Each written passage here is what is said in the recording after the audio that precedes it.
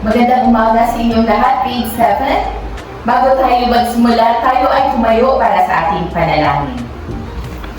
Sa ngalan ng Ama, ng Anak, at ng Espiritu Santo.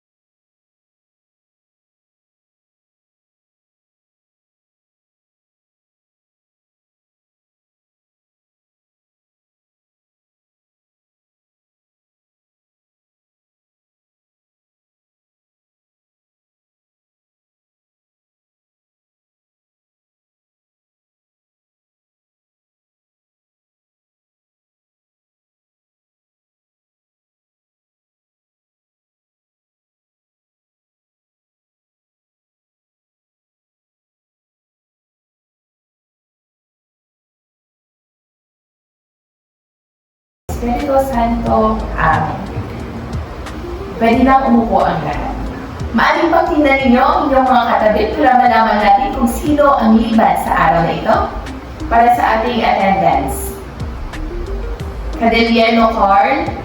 Present. Kasuko Miko. Present. Guevara Shan. Present. Milan Virgilio. Present. Noble Graciano Freud. Present. Abanento Feliza. Present. Burgos Natalie Annette. Present. Fungat Maria Angela. Ma'am. Mahusay, mukhang kompleto tayo ngayon. Okay? So, ngayong araw, mayroon akong ipapakita ang mga larawan sa inyo. 1, 2. Ano ang nakikita ninyo sa mga larawan? Sino na sa inyo nakapunta sa mga lugar na ito? Ma'am. Okay? So, ang mga ito ay halimbawa ng mga anyong lupa at anyong tubig na matatagpuan dito sa ating bansa, ang Pilipinas. Sa pagtatapos ng ating aralin, inaasahan ko na makikilala ninyo ang iba't ibang uri nito at maipapaliwanag kung bakit sila mahalaga sa ating pamumuhay. Okay, ang ating topiko ngayon ay ang anyong lupa at anyong tubig. Simulan natin sa anyong lupa.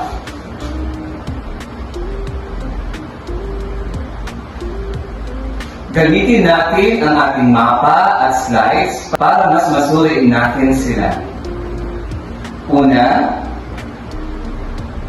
ay ang bundok. Ano ang bundok? Ito ay mataas na anyong lupa. Ikalawa ay ang burol. Isang halimbawa dito ay ang Chocolate Hills. Ito ay mas mababa ito kaysa bundok. Ikatatlong anyong lupa ay ang Kapatagan. Ito ay malawak at patag na lupa kung saan tayo madalas nagtatanim ng palay. Ang ikaapat ay ang Lambak. Ito ay patag na lupa ngunit napaligiran ng mga bundok. Sunod ay ang Bulkan. Isang uri ng bundok na maaaring sumabog tulad ng Bulkang Mayon. Ngayon naman, lumako tayo sa mga anyong tubig. Okay, ang unang anyong tubig ay ang karagatan. Ito ang pinakamalawak na anyong tubig sa mundo. Ikalawa ay ang dagat. Ito ay mas maliit sa karagatan at bahagi lamang nito. Ang ikatlong anyong tubig ay ang ilog. Ito ay isang anyong tubig na patuloy na dumadaloy. Ang sunod naman ay ang lawa. Ang lawa ay isang anyong tubig na napaliligiran ng lupa, gaya ng Laguna de Bay. At sunod ay ang talon or falls. Tubig na bumabagsak mula sa isang mataas na lugar. So, ngayon, maglaro tayo. Ang tawag dito ay tukuyin mo. Magpapakita ako ng larawan at sasabihin ninyo kung ito ba ay anyong lupa o anyong tubig. Una, ito ba ay anyong lupa o anyong tubig? Anyong tubig. Tama. Ito ay isang anyong tubig. At ito ay isang ilog. Sunod naman ay, ito ba ay anyong lupa o anyong tubig? Anyong lupa. Anyong lupa. Very good. So, ito ay isang kapatagan. Okay. Ngayon naman, hahatiin ko kayo sa mga pangkat para sa ating aktibidad na match and describe.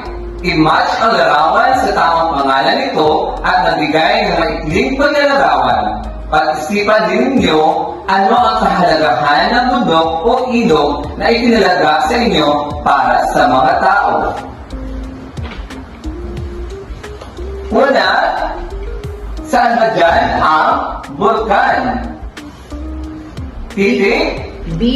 B. Very good. Saan naman ang talon? Letter A. Letter A. Very good.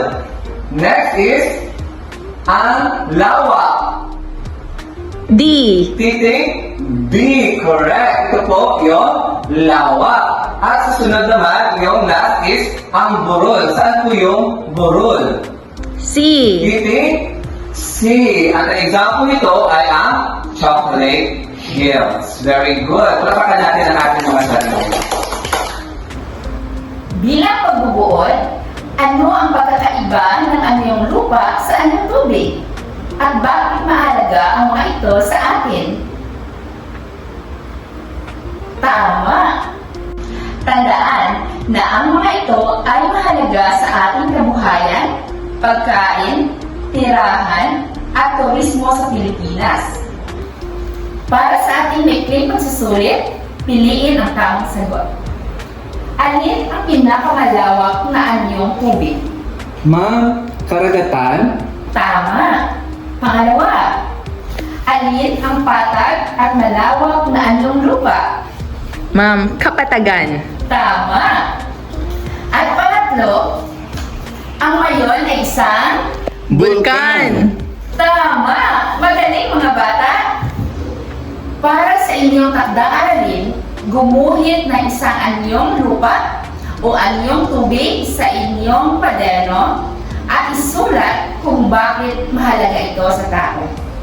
At ngayon, tumayo tayong lahat para sa ating pangwakas na panalangin.